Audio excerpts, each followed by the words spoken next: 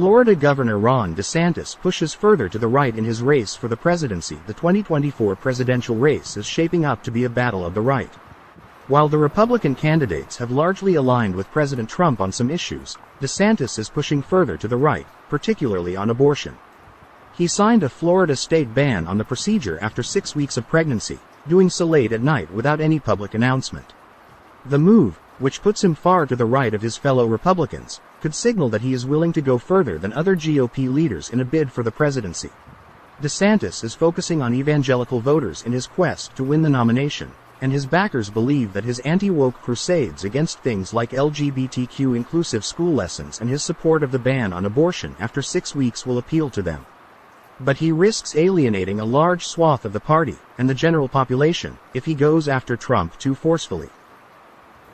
He has already started lining up endorsements from House Republicans, including Representative Tom Massie, Republican, whose relationship with Trump has been tumultuous. In backing DeSantis, Massie praised the governor as a proven energetic leader who fights for economic freedom, personal liberty and fiscal responsibility.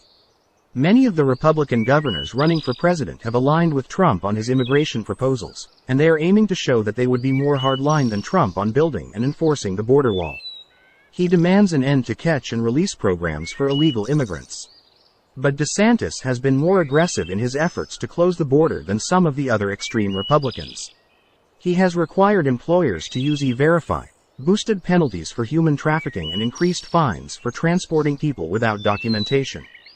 It is hard to imagine, but DeSantis is even farther to the right than Trump, such as his plans to declare a national emergency on day one and build a border wall, and his desire to reinstate a Remain in Mexico policy. Governor DeSantis is also a former Navy officer who served at Guantanamo Bay and as a legal advisor to Navy SEALs deployed in Iraq.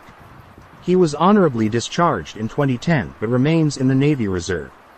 During his campaign rollout this week, DeSantis used a video to highlight his military service and say that he has the qualities to be an outstanding commander-in-chief. That may have seemed to play well with some of the crowds at fundraisers in Miami and Houston, but the message is less likely to resonate with voters who don't know him or don't care for his politics.